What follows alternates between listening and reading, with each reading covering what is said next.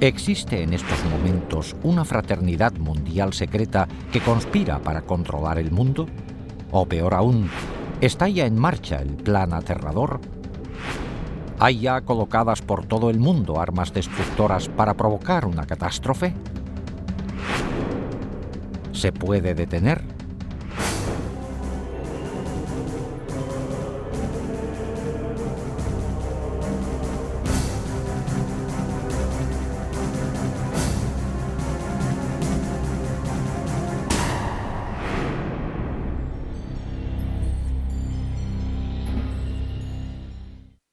Hola, soy Patrick McNee. Se dice que los Illuminati son una sociedad mundial secreta que lleva siglos funcionando. Una fraternidad oculta que cuenta con gente de lo más influyente del mundo, gente de todas las razas y religiones que ostenta puestos importantes en gobiernos, iglesias, negocios, enseñanza, ciencia, medicina, ejércitos e instituciones financieras y benéficas. Una hermandad secreta cuyo único propósito es hacerse con el control de los recursos y de las finanzas del mundo entero y de sus habitantes. Si existe semejante sociedad, representa la mayor amenaza al mundo libre. De hecho, eso quiere decir que ahora mismo no existe tal mundo libre. Dicen que es absurdo, pero por primera vez hemos obtenido pruebas no solo de la existencia de tal organización mundial, sino de que se ha infiltrado en dos de las agencias secretas más poderosas del mundo. Es más, se han ocultado armas de destrucción masiva en Estados Unidos y otros países para emplearlas en el futuro. ¿Cómo ha podido ocurrir esto? Para dar con la respuesta, primero hay que explorar los enigmas de las sociedades secretas del mundo, cuya historia, ritos y existencia están envueltos en un velo de misterio. Las sociedades secretas han existido desde hace miles de años. Todas tienen una cosa en común: unos conocimientos únicos que juran mantener secretos. Porque, armados de estos conocimientos, limitados a ellos mismos, creen que pueden controlar a otros. Una de las primeras sociedades secretas sigue existiendo hoy día: los masones. Se cree que sus orígenes se remontan al antiguo Egipto, cuando solo un gremio selecto de canteros poseía unos conocimientos matemáticos especiales para construir las pirámides. En toda su historia, los masones han mantenido secretos sus métodos para que solo ellos pudieran construir las grandes estructuras que siguen hoy en día en pie. Primero, las pirámides y luego los grandes castillos y catedrales de Europa. Pero las sociedades secretas no se limitaban a los comerciantes. La palabra asesino tiene sus orígenes en una hermandad secreta de guerreros musulmanes chiíes que controlaban el norte de Siria en la época de las primeras cruzadas del siglo XI. Su especialidad: perfeccionar el arte de matar. La secta fue fundada por Hassan y Sabah, conocido como el Viejo del Monte, que gobernaba desde una fortaleza lejana. Hassan adoctrinó a sus discípulos en la promesa de que, si luchaban y morían por Alá, vivirían eternamente en el paraíso rodeados de placeres celestiales y terrenales. Empleaba la fuerza de la tortura y del asesinato para dar especial impacto a sus doctrinas y garantizar una total disciplina y devoción. Hassan daba hachís a sus fanáticos discípulos para provocarles una sensación de imbatibilidad antes de mandarles a misiones suicidas. Por eso, el nombre de asesino se derivó de la palabra hashashin, o fumador de hachís. En 1100, los asesinos contaban con más de 70.000 miembros fanáticos.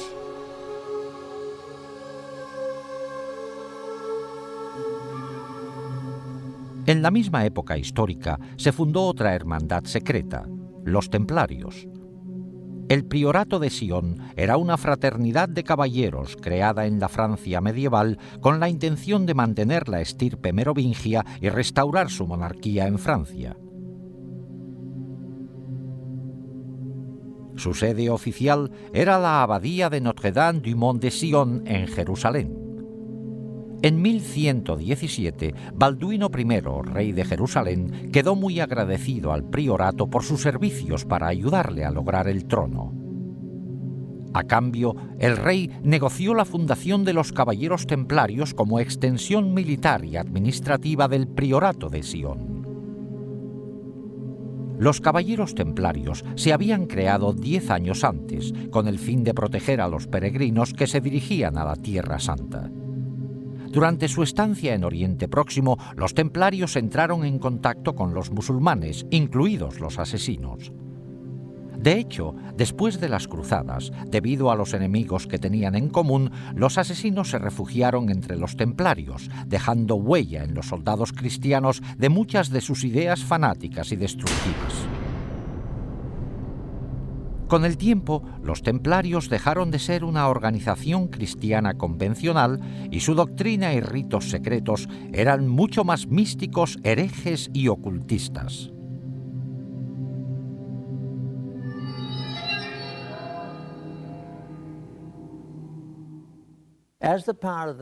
A medida que aumentó el poder de los templarios, la hermandad se convirtió en una iglesia dentro de la iglesia, con sus propios bancos, revocando excomuniones dictadas por obispos y solo obedecían al Papa. Desde el principio, todo lo relacionado con los caballeros templarios contiene al menos un elemento de misterio. Se fundaron justo después de la Primera Cruzada, que volvió a abrir la ruta entre Europa y la Tierra Santa. Y en 1118, 9 caballeros franceses con conexión con la corte del conde de Champagne se fueron a la Tierra Santa con el fin, según ellos, de proteger los caminos y las rutas de peregrinaje para que los peregrinos estuvieran seguros ahora que podían visitar los lugares sagrados. Una vez en la Tierra Santa, no hay testimonios de que hicieran nada los primeros 9 años. Desde el principio, hay algo que no encaja. Además, hay testimonios de que esta misión para proteger la ruta de peregrinaje era solo una tapadera. En el fondo fueron ahí por otra razón. Por algún motivo, los caballeros creían que había escondido algún tesoro. Hay testimonios de que excavaron debajo del monte del templo y los arqueólogos han encontrado artilugios suyos de las excavaciones.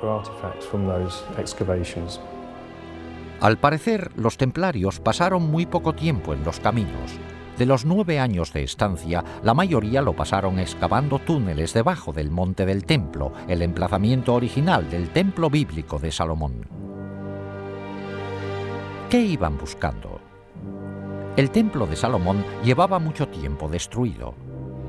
Pero en épocas de conflicto se sabía que los sacerdotes habían escondido tesoros religiosos en cámaras subterráneas ocultas y los sacaban al pasar el peligro.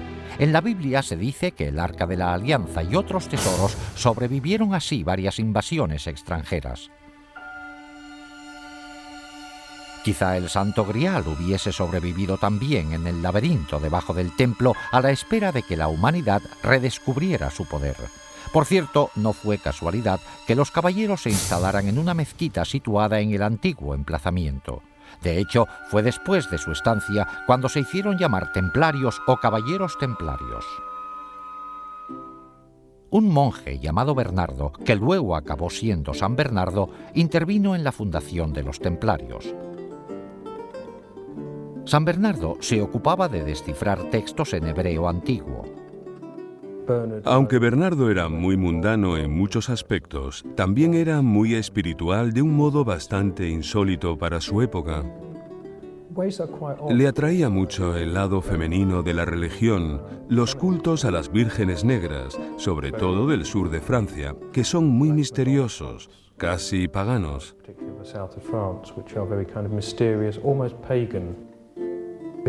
Sentía una gran veneración por lo femenino, expresada de muchas formas en la Virgen María, algo nada común en su época. Eso parece ser lo que le estimulaba más que otra cosa. San Bernardo era un hombre muy culto para su época. Sí, estudiaba textos en hebreo, entre otros. Podría ser algo que él encontró en ellos lo que le hizo pensar a esta gente que merecía la pena ir a Jerusalén. Es una teoría, pero una teoría válida. Parece tener mucho sentido. Los que estudian estos antiguos documentos quieren de repente que sus súbditos vayan a estos lugares históricos que se mencionan en ellos. Buscan algo. No sé personalmente qué encontraron, salvo que les parecía importante. No se sabe. Fuera lo que fuera, no se sabe dónde está. Es un misterio, pero abundan todo tipo de teorías que podrían ser correctas. Documentos, Arca de la Alianza, Santo Grial, lo que fuera, pero todas con un secreto.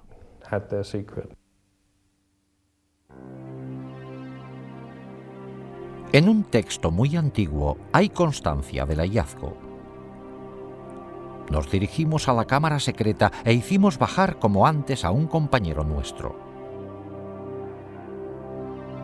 Como el sol se hallaba en su punto más elevado, los rayos le permitieron descubrir un pequeño cofre colocado sobre un pedestal labrado y cubierto de oro.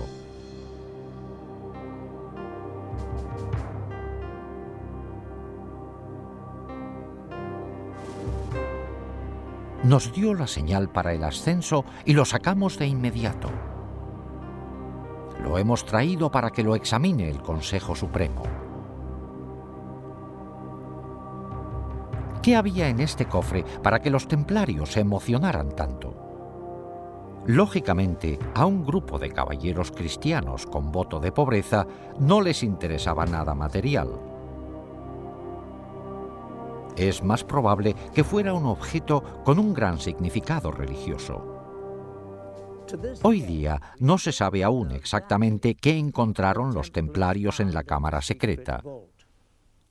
Lo que sí se sabe es que al enterarse del hallazgo, el conde Hughes de Champagne, el hombre que financió la expedición, volvió a Jerusalén para unirse con sus anteriores vasallos. Una vez ahí, dejó todas sus posesiones materiales para servirles como caballero templario. Después de este descubrimiento, el gran maestre de los templarios visitó al Papa, y con la bendición de San Bernardo, la Iglesia reconoció oficialmente su orden. En el mundo cristiano, los hombres se unían rápido a los caballeros, renunciando a sus familias, dejando sus posesiones materiales y aceptando los difíciles votos de pobreza y castidad.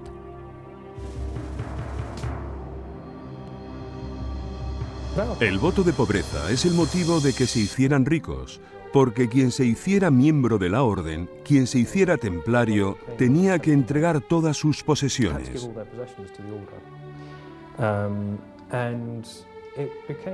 Además, se acabó viendo como un símbolo de prestigio que las familias nobles tuvieran hijos en la orden de los templarios.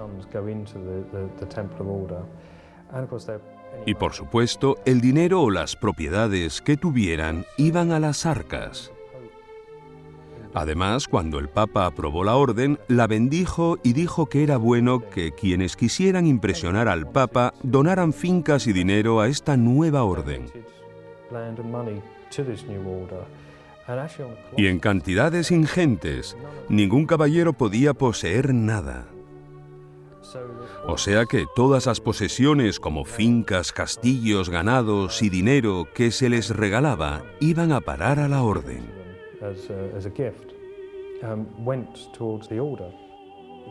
Tenían fama de ser la fuerza militar más temible y competente del bando cristiano. Eran una especie de geos de aquella época, también porque eran una mezcla de monje y soldado. Los templarios proliferaron muchísimo después de las cruzadas. Se hicieron con el control financiero de Europa, dominando todas las principales industrias, sobre todo la de los préstamos. Inventaron el sistema de cheques moderno y en cuestión de unos años tenían contentos a todos los reyes de Europa. Tenían demasiados humos en muchos sentidos, sobre todo con respecto al Papa y a muchos reyes.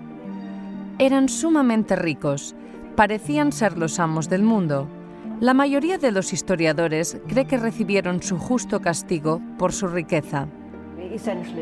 El rey francés que inició la represión de los templarios, Felipe el Hermoso, sentía envidia de su gran riqueza. Y se piensa que les acusó de blasfemia y de sacrilegio, pero que lo que en realidad quería era su dinero. Se les acusó de blasfemia y de sacrilegio, así como de incumplimiento de la reverencia habitual de la Iglesia, pero eso era bien sabido. Las acusaciones contenían elementos sexuales, pero siempre los hay en acusaciones contra grupos herejes. Se les acusó de sodomía, de actos homosexuales, se les acusó de escupir y de pisotear la cruz, de adorar no solo una cabeza barbuda y cortada, sino también en casos excepcionales se les acusó de adorar la cabeza cortada de un gato. La Iglesia Católica se hizo con las confesiones necesarias para eliminar a los templarios. Un viernes 13 de 1307, el Papa disolvió oficialmente la orden. Su gran maestre murió en la hoguera. A mediados de la década de 1300, los templarios parecían haber desaparecido completamente y se confiscó su hacienda. Pero ¿se podría disolver la hermandad más rica y poderosa del mundo y confiscar toda su riqueza de la noche a la mañana? No. Los templarios, bien preparados y organizados, pasaron rápidamente a la clandestinidad y se llevaron consigo toda su riqueza. Se convirtieron en una sociedad secreta muy poderosa y con muchos fondos. De hecho, como ha demostrado la historia, solo desaparecieron de la vista de la gente. Pero con una nueva faceta, un odio acérrimo a la Iglesia Católica. Al mismo tiempo, el priorato de Sion supuso que la Iglesia haría lo mismo con ellos. También parece que desaparecieron, pero solo de la vista de la gente. Durante más de 400 años, desde el siglo XIV hasta finales del XVIII, los masones, los asesinos, el priorato de Sion y los templarios subsistieron como sociedades secretas relativamente aisladas, con una influencia limitada, hasta que, el 1 de mayo de 1776, en Baviera, la humanidad vio lo que podría ser su peor destino. Adam Weishaupt, catedrático de Derecho Canónico, educado con los jesuitas y que sabía mucho de ocultismo, formó una nueva organización secreta que aglutinaría a todas las demás con un fin inconcebible: hacerse con el control total del mundo y de sus recursos y dominar por completo a sus habitantes. Weishaupt la describió eufemísticamente como un nuevo orden mundial. Esta hermandad diabólica se fundó inspirándose en una síntesis de las ideas centrales de sociedades secretas anteriores. Combinó ingeniosamente los conocimientos y ritos secretos masónicos, el misticismo islámico, artes mortales y uso del hachís de los asesinos, el carácter influyente del priorato de Sion, así como la riqueza, poder, organización militar y venganza contra la Iglesia Católica de los templarios. A todo eso, él añadió sus conocimientos de ocultismo. No fue mero accidente que escogiera el 1 de mayo, una fecha muy importante del calendario satánico, para fundar su asociación. El grupo se llamaba Illuminati. La traducción pública era inspirados intelectualmente. Pero Weishaupt dijo en privado que la palabra provenía de Lucifer y significaba poseedores de la luz. El sello oficial de la hermandad era una pirámide mística sin acabar y un ojo encima con rayos de luz irradiando en todas las direcciones. El ojo representaba la clarividencia y la sabiduría de la hermandad iluminada que domina el mundo. El fundador enumeró a sus seguidores los 5 medios principales secretos que se emplearían para lograr su objetivo de dominar el mundo en su totalidad. 1. Se emplearía el soborno sexual y monetario para controlar a hombres que ostenten cargos importantes en las distintas categorías de todos los gobiernos y otros puestos de responsabilidad. 2. Los Illuminati que fueran profesores de facultad y universidad deberían preparar a los mejores estudiantes para la causa. 3. Se colocaría a personas de influencia y estudiantes especialmente preparados bajo el control de la hermandad detrás de todas las instituciones gubernamentales, religiosas y financieras y se emplearían como agentes. 4. La sociedad secreta dominaría absolutamente los medios de comunicación, de modo que toda la información pudiera manipularse para convencer a las masas de que un gobierno único mundial es la única solución de muchos problemas. 5. La fase final de la operación emplearía todos los recursos disponibles para provocar golpes militares que derrocarían a todos los gobiernos contrarios y pondrían al mundo bajo el control de un gobierno único al mando de los Illuminati. El grupo se componía al principio de masones del grado 32 y utilizaba diversas logias masónicas de tapadera como lugares de reclutamiento. El masón reclutado de mayor categoría fue un noble del norte de Alemania, el barón Kanicki, conocido también como Adolf Francis, un personaje clave en el mundo masón europeo. Los Illuminati eran muy reservados, hasta el punto de llamarse a sí mismos y sus centros con nombres clásicos falsos. Por ejemplo, Weishaupt era Espartaco, Canige era Filo, la sede era Eleusis, Austria era Egipto, etc. Las fechas se indicaban de forma codificada. Bajo la dirección de Canige, el número de miembros ascendió a más de 3.000. Pero un triunfo tan rápido también provocó oposición. Los jesuitas se habían opuesto a los Illuminati desde el comienzo y al final todos los sacerdotes acabaron siendo enemigos acérrimos. La Iglesia Católica se opuso a la sociedad secreta. De hecho, los sacerdotes se opusieron tanto que el gobernador de Baviera declaró a los Illuminati conspiración ilegal por edicto en 1784. Muchos Illuminati fueron encarcelados y algunos, incluido Weishaupt, fueron exiliados. Al poco tiempo, la masonería también fue eliminada de Baviera. A finales del siglo XVIII, los Illuminati parecían haber desaparecido completamente del mapa. Pero en realidad, los Illuminati siguieron el ejemplo de las sociedades secretas anteriores.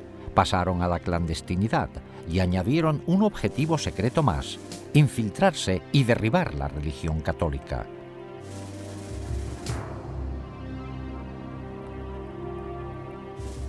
Al observar el mundo hoy día, ¿qué vemos de las sociedades secretas? Existen centros masónicos abiertos en todo el mundo como una organización importante. Los templarios subsisten hoy día como organización masónica de primera categoría en el rito masónico de York. Aún sigue siendo en parte un secreto lo que ocurre dentro de los centros masónicos. Quizás solo los miembros más importantes conozcan los ritos secretos, los objetivos y la venganza contra la Iglesia Católica.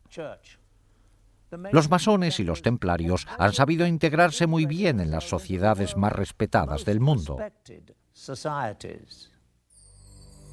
En menor grado, los asesinos han aparecido en público de vez en cuando en la historia. A principios de la década de 1800 se les vio en la India bajo la dirección del Aga Khan, al que atribuían poderes divinos. A finales de esa década, el Aga Khan les llevó a Afganistán, donde mantuvieron una relación duradera con los británicos. Posteriormente, los descendientes del Aga Khan se infiltraron en la cultura occidental. Un ejemplo destacado fue cuando el príncipe Ali Aga Khan, nieto del Aga Khan II, se casó con la actriz norteamericana Rita Hayworth.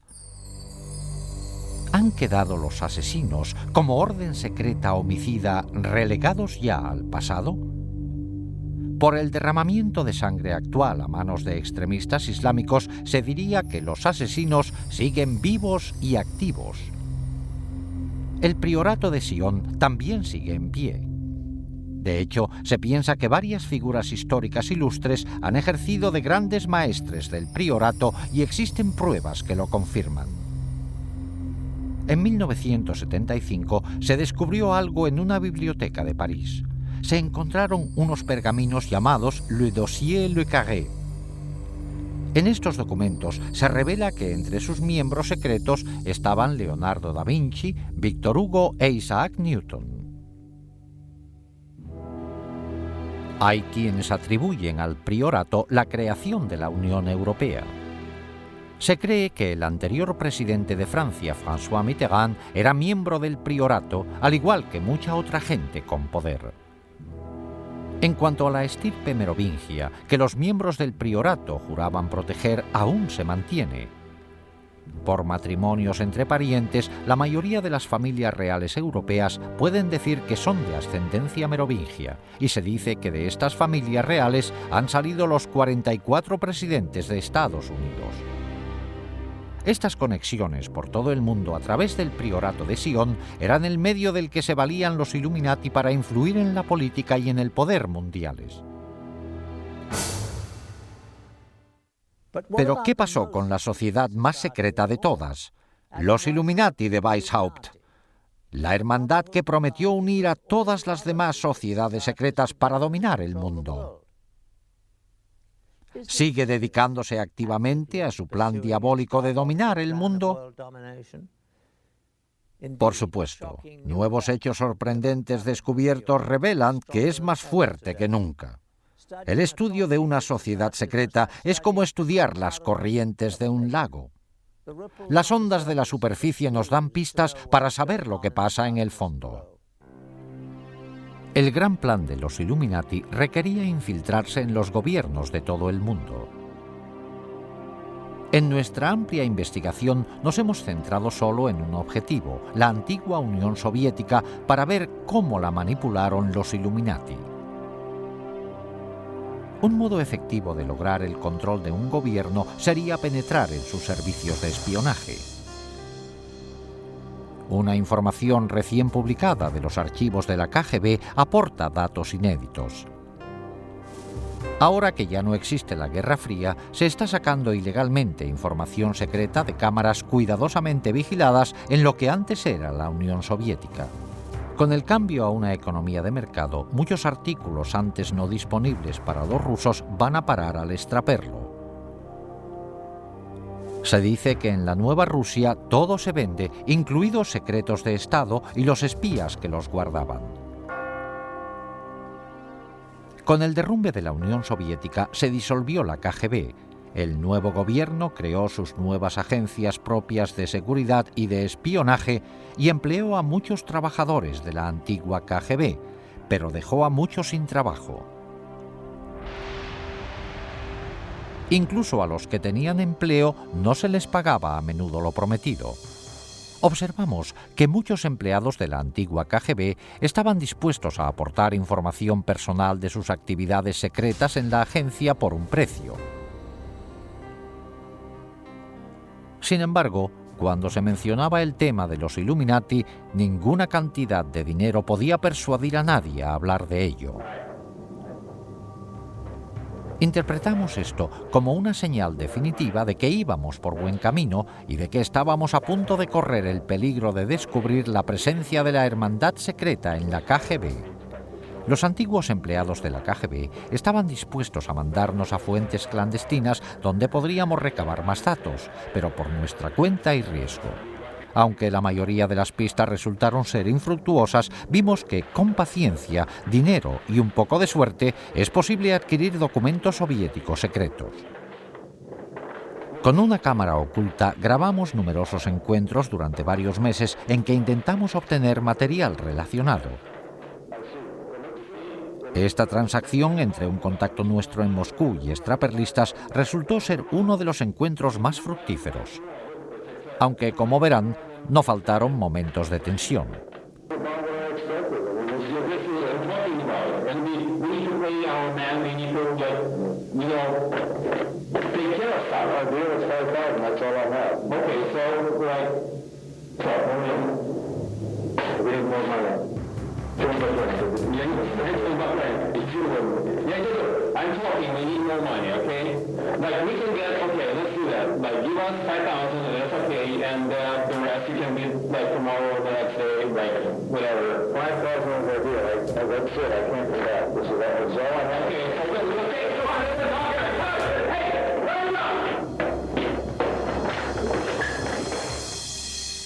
Cuando nos libramos al final de los extraperlistas, en algunos de estos documentos hallamos confirmación de la información más valiosa que nos habían contado los agentes de la antigua KGB.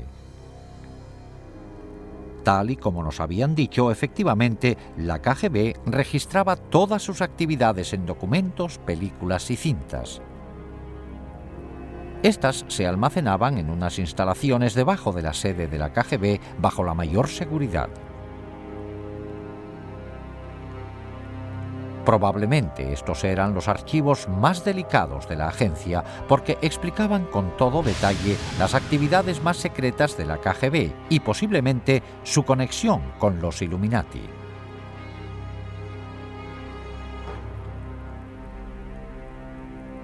Los documentos que compramos en el mercado negro fueron todo un logro.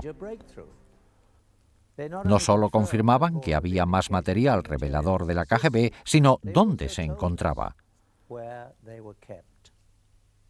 Volvimos otra vez a las fuentes clandestinas, provistos ahora de esta nueva información. Creíamos que, al haber desaparecido la KGB, no existirían la mayoría de las defensas que protegían sus archivos. Alguien debe de tener el conocimiento y acceso para suministrárnoslos a un precio. En los 5 meses siguientes, empleamos nuestras fuentes para intentar obtener estos archivos secretos de la KGB. Esta transacción entre un contacto nuestro en Moscú, un intérprete y un extraperlista fue todo un éxito.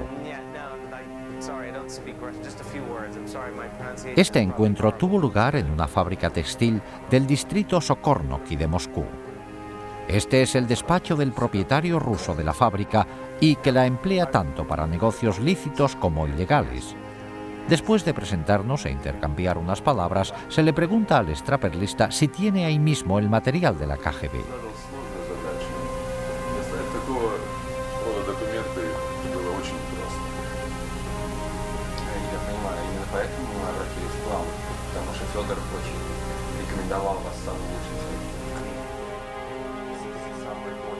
Se sacan de una caja fuerte los documentos relacionados con las películas y cintas que el extraperlista ha prometido entregar.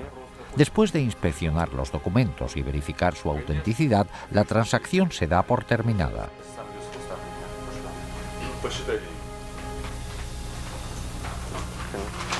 Okay, well, thank you. Спасибо. Пожалуйста. Nice to meet you. Дмитрий Сергеевич, спасибо за вашу работу. До свидания. Una vez realizado el pago, les llevan a otro despacho, donde se dice que están almacenadas las películas y las cintas.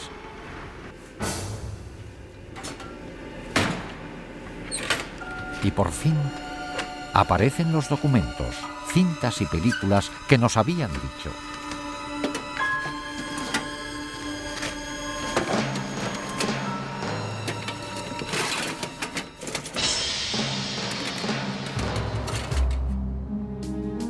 En una asombrosa revelación, incluida en los documentos secretos que obtuvimos, hallamos la prueba de que los Illuminati se infiltraron en la URSS y en la KGB. En unos comunicados entre 2 agentes superiores de la KGB se menciona al primer iluminado, Adam Weishaupt, por su nombre. A continuación, aluden a una conexión con 2 antiguos gobernantes de Rusia, Stalin y Nikita Khrushchev. Nuestra misión para colocar agentes dentro del Vaticano es un objetivo del que el fundador, Weishaupt, hablaba hace 200 años. Tanto Stalin como Khrushchev intentaron lograrlo durante años, aunque sin éxito. Pero creo que esta vez podremos lograrlo por fin. Es más, en el laboratorio nuestros investigadores descubrieron algo alarmante. En una vista ampliada se observa que un punto minúsculo, el punto final de la última frase de la página, es un sello. es la pirámide incompleta con un ojo en un triángulo encima. La insignia oficial de los Illuminati, una marca empleada por la sociedad secreta desde su creación en 1776. La KGB estaba empeñada en infiltrarse en el Vaticano. ¿Para qué les iba a interesar tanto a los rusos este lugar concretamente? La respuesta es sencilla. A los rusos no les interesaría el Vaticano, pero sí a los Illuminati. No solo fomentaría el odio contra los católicos, sino que además sería importante para lograr el objetivo final de dominar el mundo. El Vaticano puede ser la fuerza más poderosa del planeta para influir en la gente. Las políticas del Vaticano afectan a 1.000 millones de personas dispersas por todo el globo, en comparación con menos de 300 millones bajo el mando directo de Estados Unidos o de la Unión de Repúblicas Socialistas Soviéticas. La figura dominante de este vasto imperio de seguidores es un hombre, el Papa, del que piensan que sus palabras y deseos tienen inspiración divina. Ninguna otra persona en el mundo entero tiene tanto poder e influencia. Los Illuminati tenían un gran interés en influir como pudieran en el Papa y en sus consejeros. La KGB tenía un grupo de agentes destinados en Roma. Pero la ciudad del Vaticano es un mundo muy cerrado. Un Estado independiente reconocido oficialmente con su propio gobierno. En efecto, es un Estado soberano dentro de Roma. La vigilancia desde el exterior deja que desear. A partir de más documentos secretos de la KGB que hemos obtenido, sabemos que en 1972 los Illuminati, valiéndose de la gente que tenían en la KGB, formularon un plan drástico para destinar a un agente suyo dentro del Vaticano. De nuevo, el punto final de la última frase del documento es la pirámide y el ojo en miniatura, la insignia oficial de los Illuminati. Por fin, la hermandad secreta podría empezar a controlar la Iglesia Católica desde dentro. Enviaron a un agente al Vaticano haciéndose pasar por un sacerdote ucraniano expulsado de su país por los comunistas por su retórica anticomunista. Enseguida le aceptó el clero proamericano del Vaticano. Tras unos meses logró su principal objetivo, ganarse la confianza del despacho del cardenal Villot, el secretario de Estado del Papa Pablo VI. En esta secuencia filmada que obtuvimos en exclusiva de la KGB está a la derecha el agente haciendo de sacerdote. A la izquierda está el ayudante principal del cardenal Villot. Devo tornare all'ufficio, devo fare cose lì e tutto il resto. Sono molto preoccupato. Ok, spero che... Ecco che arriva. Buongiorno, come va? El tercer hombre es otro agente de la KGB destinado sin duda a la organización por los Illuminati. Pretende también acceder al cardenal. Sì, questo va bene, molto piacere. Bene, molto bene. Bravo, sta piacere. Abbiamo la sua collaborazione. Sì. Bene. Molto positivo e terremo molta considerazione di questo. Sappiamo quanto è importante per noi questa collaborazione. Cuando el ayudante de Villot viaja cada mes a Milán, como de costumbre, la KGB instala una cámara en la habitación de su hotel. Como es típico de la KGB, están planeando chantajear al ayudante para que siga colaborando.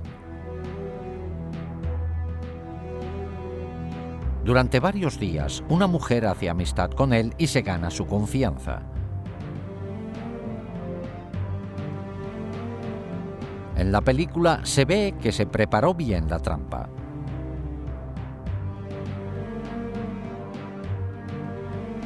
Una noche, la mujer va a la habitación de él para salir a cenar juntos.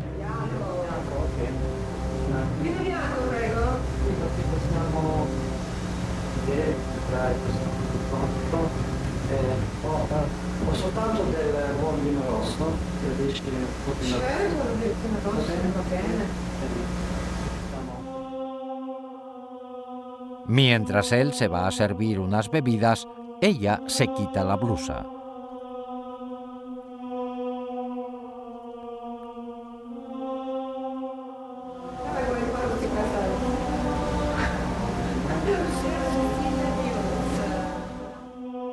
La película se corta de repente, pero independientemente del resultado del encuentro, el plano de este sacerdote con una mujer medio desnuda en su cuarto es suficientemente perjudicial como para garantizar la vigilancia de las actividades de Villot.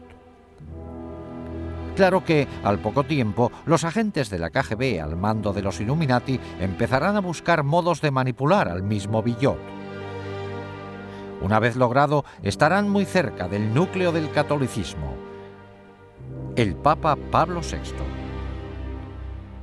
Pero al parecer, los Illuminati no se contentaban solo con ejercer influencia para controlar el Vaticano. A veces recurrían al homicidio. Durante la fundación de los Illuminati, varios oficiales han muerto en el Vaticano en circunstancias muy sospechosas, incluidos 3 papas. En cada caso, el momento de la muerte del oficial se calculó para que tuviera gran trascendencia política, la señal que indica que la hermandad secreta influye en la política mundial para su propio beneficio. En 1939, el Papa Pío XI iba a realizar una declaración condenando a los nazis y a los fascistas, grupos que cometían las barbaries que defendían los Illuminati. Pero antes de hacer la declaración en público, murió de repente. A un ayudante muy cercano, el cardenal Tisserand, le oyeron decir una y otra vez: «Le han asesinado, le han asesinado». Se le embalsamó enseguida, lo que hizo imposible que se le practicara una autopsia. En 1978, posiblemente la hermandad secreta volvió a recurrir al asesinato para manipular al pontificado. El Papa Pablo VI murió de repente. Es cierto que estaba débil, pero el brusco empeoramiento de su condición les pareció demasiado oportuno a muchos observadores. Sin embargo, los Illuminati se llevaron una sorpresa que tal vez no se esperaban: un papa que les haría frente. Juan Pablo I. Poco después de asumir el cargo, el nuevo papa mostró una gran independencia. Juan Pablo parecía sentir un especial desagrado por la corrupción que había visto cundir en las finanzas del Vaticano. Mientras fue cardenal de Venecia, el Banco Católico Veneciano se vendió al Banco Vaticano por una cantidad muy inferior a la normal. Los beneficios acumulados por unos pocos superaron los 70 millones de dólares, pero las pérdidas de los venecianos fueron enormes. El clero veneciano incluso perdió sus fondos de pensiones. En la transacción intervinieron los banqueros Roberto Calvi, su asesor Sindona, y el director del Banco Vaticano, el obispo Marcinkus. Después de que a Juan Pablo se le nombró papa, los 3 seguían encargados de invertir gran parte del dinero de la Iglesia. En su nuevo cargo, el pontífice tenía el poder de investigarlos y sacar los hechos a la luz pública. En total, estuvo a punto de descubrir transacciones ilegales que ascendían casi a 1.000 millones de dólares. Esto asestaría un duro golpe a los Illuminati, que desde luego estaban detrás de las transacciones ilegales. El peligro para el Papa quedó claro un día en un encuentro privado entre Juan Pablo y un arzobispo ortodoxo ruso, Nikodim. Al comenzar el encuentro se le sirvió café. Nikodim tomó el primer sorbo y al poco rato se desplomó en el suelo y murió.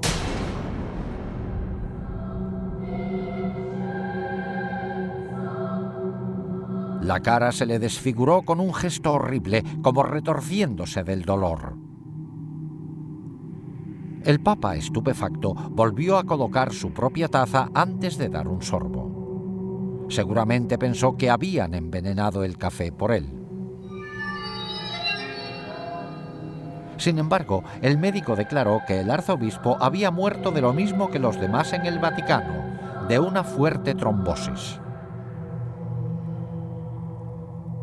Todos los hechos relacionados con la misteriosa muerte del arzobispo ruso apuntaban a un intento de asesinato y encubrimiento. El cadáver del arzobispo fue embalsamado al poco de morirse sin un examen médico completo previo.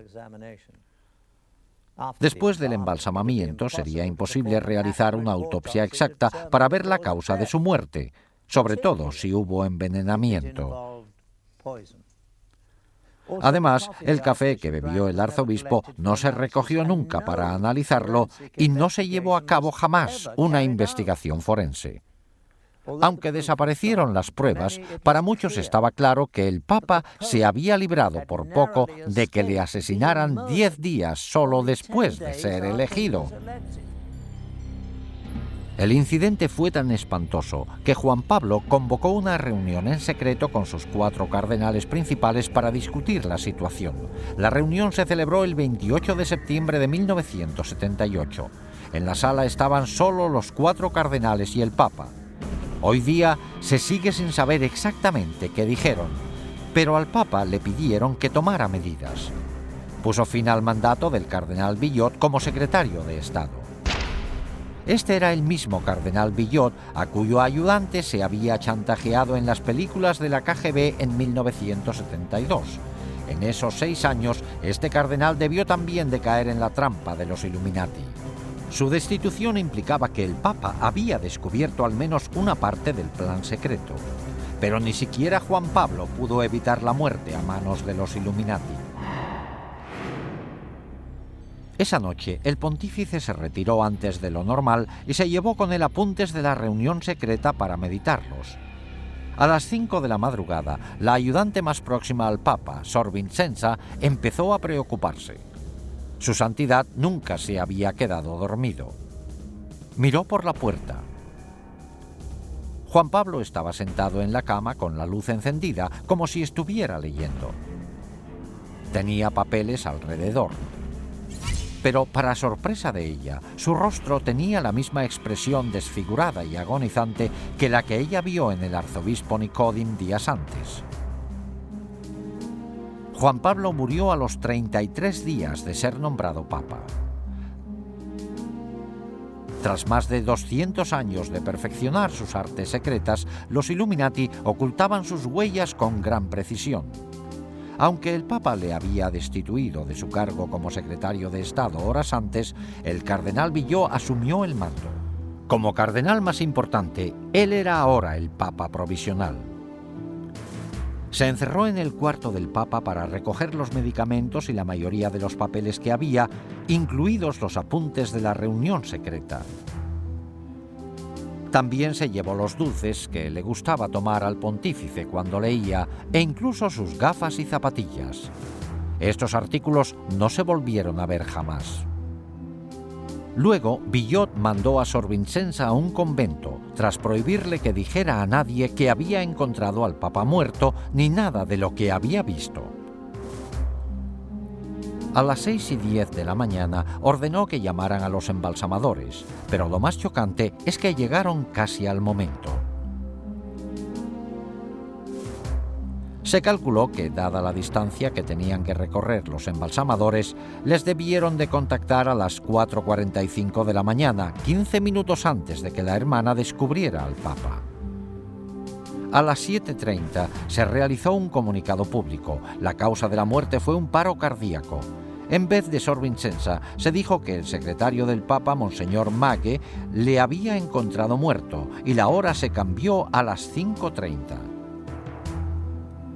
Antes de realizarse el comunicado, los embalsamadores ya habían acabado. Al igual que con la muerte similar del arzobispo ruso solo 23 días antes, se descartó la posibilidad de una autopsia 100% exacta. Si hubiera sido un asesinato, las posibilidades de demostrarlo estaban ya descartadas.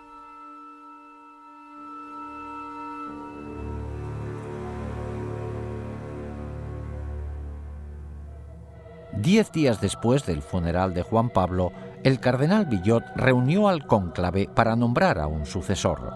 Este organismo electoral oficial se compone de 111 cardenales. Una vez a solas en la Capilla Sixtina, los cardenales invocan el poder del Espíritu Santo para que les guiara en su decisión. Pero en realidad, los principales candidatos a papa no se deciden en el cónclave a puerta cerrada. Estas decisiones se toman en los elegantes restaurantes de Roma, donde los cardenales con más poder se reúnen para comer juntos. Cuando los cardenales se reunieron en la Capilla Sixtina a puerta cerrada la mañana del domingo 15 de octubre de 1978, el cónclave se convirtió en un escenario de manipulación política en todos los sentidos. Desde promesas susurradas al oído entre los cardenales hasta discusiones acaloradas, la tensión aumentaba con cada votación. Después del octavo escrutinio, empezó a salir humo blanco por el Vaticano indicando que se había elegido a un nuevo papa. También indicaba una derrota total para la KGB y los Illuminati.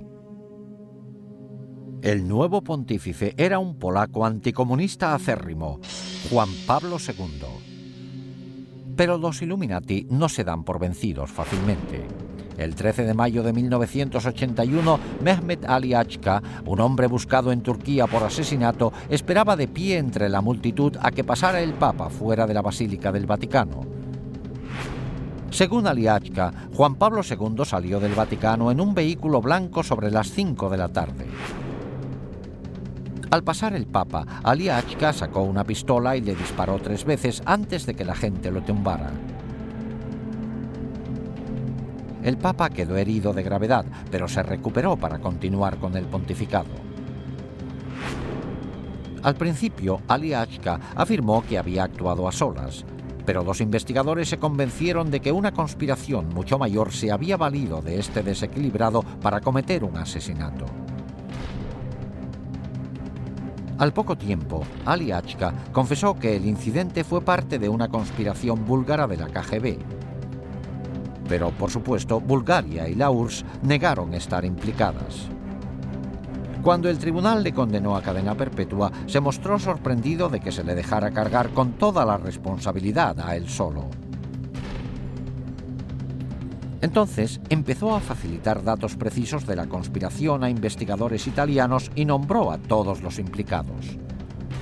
El 25 de noviembre de 1982, Serge Ivanov Antonov, un empleado de la Aerolínea Nacional Búlgara, fue arrestado en Roma acusado de estar implicado en el intento de asesinato.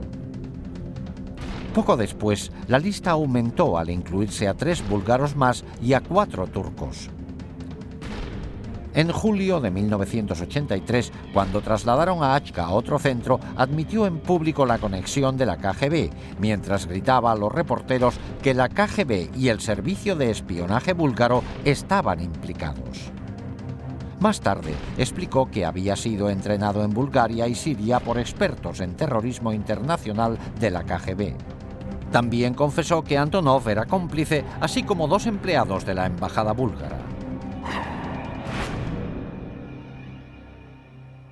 En 1984, el juez italiano Ilario Martella llegó a la conclusión de que la KGB y el servicio de espionaje búlgaro estaban implicados en el intento de asesinato. El juez dictó este fallo basándose en los hechos siguientes. Achka empleó un pasaporte falso para poder entrar en Italia, algo disponible solo de fuentes muy sofisticadas. También tenía suficiente dinero como para permanecer largas temporadas en Bulgaria, Suiza y otros países europeos. Había pruebas de que recibió un gran apoyo en sus actividades en Italia destinadas al intento de asesinato. En primavera se convocó el juicio de 8 hombres acusados de conspirar para matar al Papa y los hechos empezaron a esclarecerse. En el juicio, varios acusados turcos declararon que habían ayudado a Achka en sus viajes de Turquía a Italia pasando por Bulgaria. Otro dijo que había realizado pagos a Achka de los búlgaros acusados. Uno confesó haber entregado a Achka el arma del asesinato en un restaurante de Milán. En los años 80, después de 2 siglos de asignar a sus miembros a puestos elevados, los Illuminati se habían hecho con el control de los tribunales italianos. Al final, para mayor asombro de muchos observadores, el tribunal italiano declaró que faltaban pruebas suficientes para condenar a los conspiradores. El caso Achca demostró no solo que la hermandad secreta había puesto en peligro el sistema jurídico italiano, sino que además los Illuminati se habían infiltrado en la dirección de la KGB. En 1990, Víktor Ivanovich Sheimov, un comandante de la KGB que desertó a Estados Unidos, realizó una sorprendente declaración. Antes de huir de Rusia en 1980, recibió la orden de obtener toda la información posible de cómo poder acceder al Papa en persona. La orden fue firmada por Yuri Andropov, el entonces jefe de la KGB. El mismo Andropov que, solo unos años después, llegaría a ser el presidente de la URSS. La última medida de los Illuminati para dominar preveía golpes militares en todo el mundo para hacerse con el poder y así crear un único gobierno mundial controlado por ellos. Para lograrlo, emplearían el enorme excedente de armas destructoras acumuladas en la URSS para amenazar al mundo entero. Aunque la KGB era la más conocida, no era la única agencia de espionaje de la URSS. Otra agencia igual de impresionante, pero aún más secreta que la KGB, era la GRU, dedicada a espionaje militar. Y la hermandad secreta hizo todo lo posible para infiltrarse en ella. La prueba de que lo lograron se demuestra en estos documentos secretos de la GRU que se los compramos a un extraperlista en Rusia. En ellos se le encarga a un agente que trabaje en Washington haciéndose pasar por periodista. Los Illuminati han vuelto a dejar su huella reveladora. El punto aumentado al máximo es la pirámide y el ojo que todo lo ve.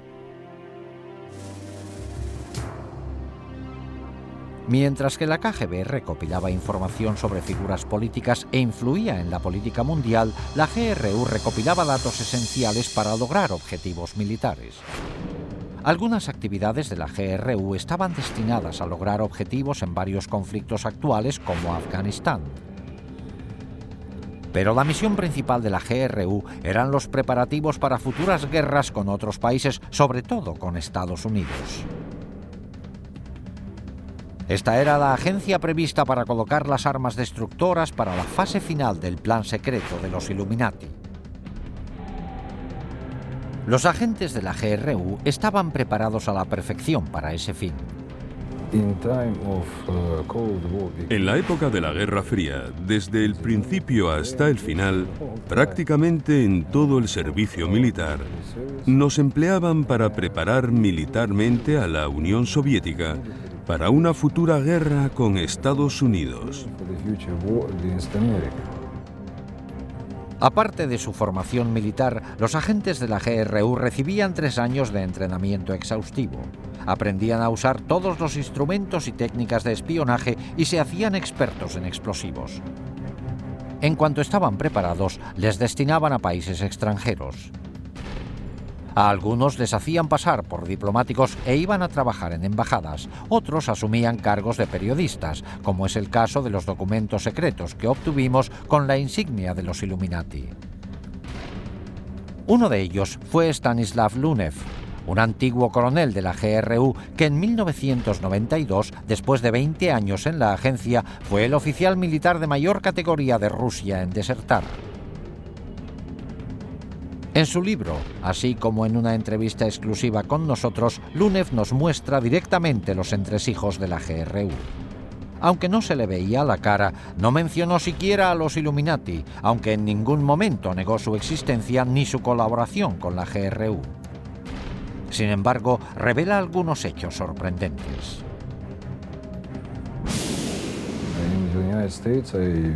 En Estados Unidos, trabajé en el sector operativo de Washington haciéndome pasar por corresponsal de la agencia de noticias TASS. Es una tapadera muy buena, porque los periodistas y los espías, los verdaderos espías, tienen mucho en común. Los dos buscan noticias e información. Una vez asignados en su puesto, los agentes de la GRU tenían varios cometidos. Uno era ayudar a coordinar campañas terroristas para desestabilizar gobiernos hostiles. Oficiales de la GRU han revelado que durante la guerra del Vietnam, la agencia invirtió más de $1.000 millones en fomentar la campaña antibelicista en Estados Unidos. Esta habilidad para manipular los gobiernos era un arte que encaja perfectamente con los planes futuros de los Illuminati para derrocarlos. Otra faceta importante del trabajo de los agentes de la GRU era preparar el terreno para las fuerzas especiales rusas, los Spetsnaz. Estas tropas de élite al mando de la GRU penetrarían en los países para realizar sabotaje militar en caso necesario. Algunas volarían objetivos estratégicos como centrales eléctricas, puentes y centros de comunicaciones. Otras formarían brigadas asesinas para matar a jefes de gobierno y a sus familiares. Estas dotes eran de gran valor para los Illuminati de cara a dominar el mundo.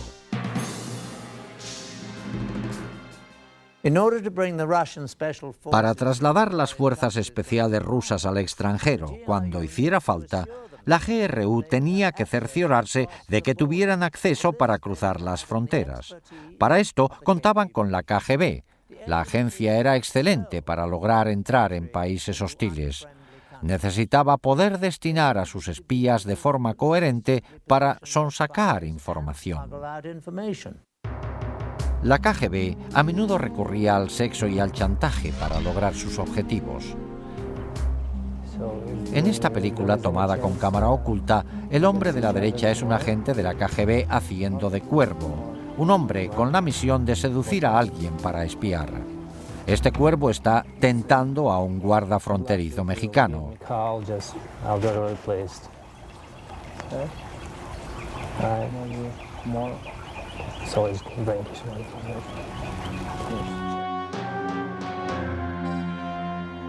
En cuanto el guarda picó, los agentes de la KGB podían cruzar de México a Estados Unidos por este puesto sin problemas. Esta información se pasaba a la GRU para que también pudiera hacer uso del acceso e introducir a agentes y a los Spetsnaz cuando se les llamara.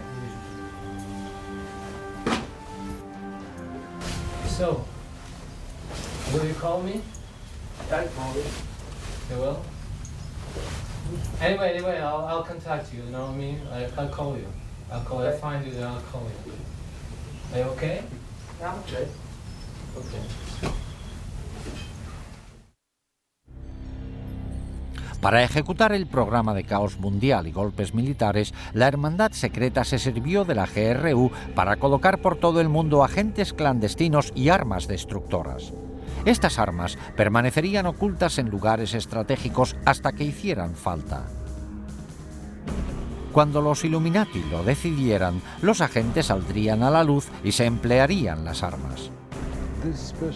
Los comandantes de estas fuerzas de operaciones especiales son militares profesionales muy bien preparados y vendrán cuando se produzca un gran conflicto. Y necesitan sistemas armamentísticos muy especiales para destruir objetivos muy protegidos. O sea que dispondrán de armas nucleares, químicas, biológicas y de otros tipos. Las armas más temibles que se introdujeron ilegalmente fueron los dispositivos nucleares pequeños, que se conocen como bombas nucleares de maleta. Estas armas pueden transportarse fácilmente, pero tienen una potencia destructora enorme. Una vez introducidas en Estados Unidos y otros países enemigos, se escondieron en lugares seguros y podrían recuperarse en tiempo de guerra. Se calcula que un alarmante número de estos dispositivos nucleares se colocó en Estados Unidos y en otros países. Con toda probabilidad, estos dispositivos permanecen ocultos en lugares secretos listos para emplearse hoy. Gracias a los archivos de la KGB abiertos recientemente, hemos visto asombrados cómo los Illuminati han estado manipulando hasta ahora las instituciones mundiales como el Vaticano. Y hemos visto que se han colocado por todo el mundo armas destructoras. Nos hemos centrado solo en la conexión de Rusia con los Illuminati.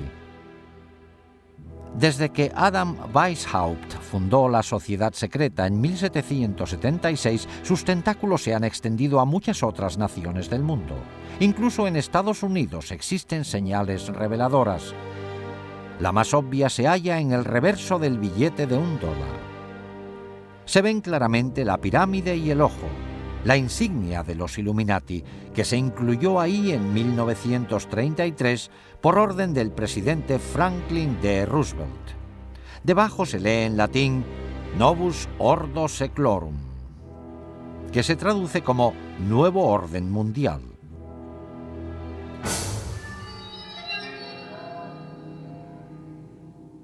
¿Puede pararse el inconcebible plan de dominio mundial de los Illuminati? Lo único que temen las sociedades secretas es que las descubran. Hoy día están proliferando los libros sobre este espeluznante tema. Internet está repleto de información sobre esta organización secreta. Lo único que podemos hacer es esperar que toda la gente del mundo vea las señales y que hagan caso de la clara advertencia de que hay quienes están escondidos al acecho pensando en quitarnos nuestra libertad. Con ustedes, Patrick Macnee, gracias por su atención.